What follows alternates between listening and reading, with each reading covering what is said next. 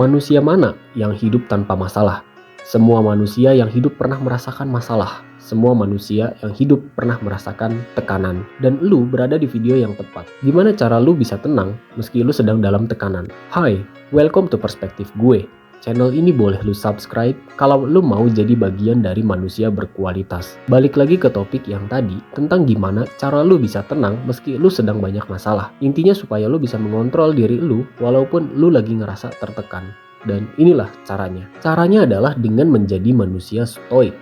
Mungkin lu udah gak asing dengan yang namanya stoicism atau yang gue sebut sebagai stoikisme aja karena lidah gue lidah orang Indonesia. Atau kalau lu masih asing dengan stoikisme, biar gue jelasin dulu dasarnya. Stoikisme adalah sebuah aliran filsafat yang berasal dari Yunani kuno. Aliran ini pertama kali dicetuskan oleh filsuf dari Citium bernama Zeno, yang kemudian dikembangkan oleh filsuf ternama lainnya seperti Seneca, Epictetus, dan Marcus Aurelius. Dari stoikisme, lu bisa belajar gimana cara lu ngendaliin diri lu dengan baik dan benar. Pokoknya lu bisa tenang dalam tekanan. Ikutin aja prinsip ini supaya lu bisa jadi manusia stoik. Let's begin the list.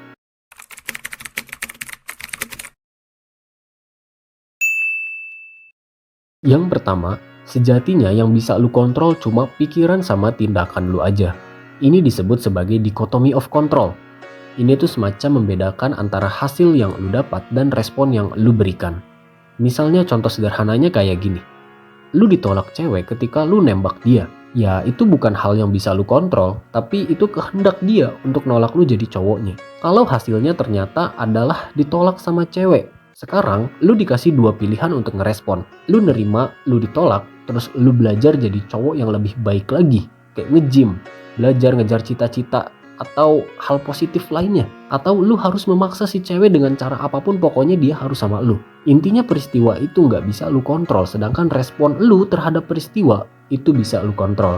Dengan lu bisa mengendalikan diri lu kayak gini, lu adalah manusia stoik. Yang kedua, banyak mendengarkan, ngomong seperlunya aja. Kalau lu lagi cerita sama orang lain, misalnya ke temen lu, mengenai masalah lu yang sedang lu hadapin saat ini. Terus temen lu mendengarkan lu dengan baik-baik.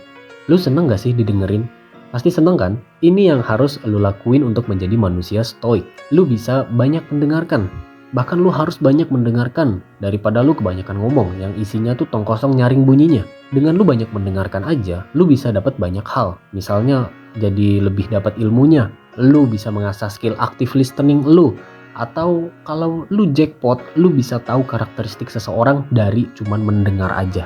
Intinya kalau lu mau ngomong sesuatu, ngomonglah sesuatu yang berbobot, bukan yang tong kosong nyaring bunyinya. Manusia stoik itu lebih banyak diam, tetapi sekalinya dia berbicara, orang lain bakal kagum atau setuju sama omongannya. Yang ketiga, gak usah ngumbar-ngumbar impian lu. Bagi sebagian orang, mungkin mengumbar-ngumbar impian itu adalah hal yang menyenangkan dan harus bahkan perlu dilakukan. Karena ya gimana enggak, lu dapat validasi dari orang lain, lu dapat pujian dari orang lain.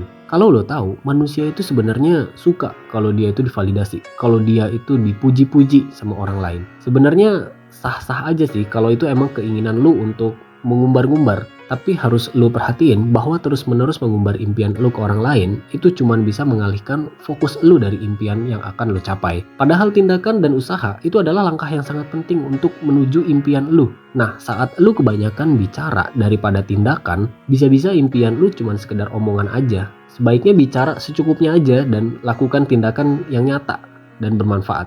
Kurang lebih sama kayak nomor 2 tadi. Selain itu, gue bukan bermaksud untuk berburuk sangka, tapi ada kenyataan yang harus lu sadarin. Ya, sebagai manusia biasa, lu tidak lepas dari kekurangan dan tidak semua orang suka sama diri lu. Lu gak bakalan bisa tahu dengan gampang siapa yang tidak menyukai diri lu, atau bahkan berniat buruk terhadap lu. Mengumbar impian lu secara sembarangan hanya akan meningkatkan resiko hal-hal yang tidak diinginkan. Karena ya mungkin aja ada orang lain yang tidak suka sama impian lu yang mau lu capai.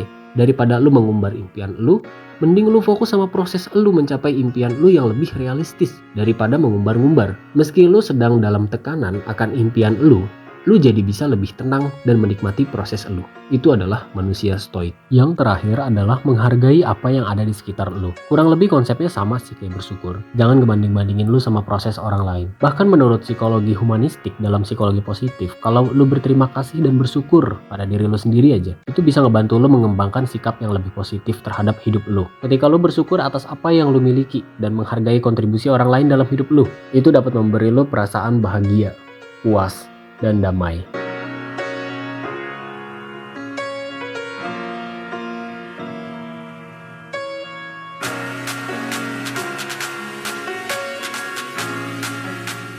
Jadi itulah 4 prinsip dari stoikisme yang menurut perspektif gue harus lu ketahui dan lu lakukan untuk meningkatkan value diri lu. Kalau lu ada sanggahan atau tambahan atau komentar lainnya, boleh lu tulis di kolom komentar.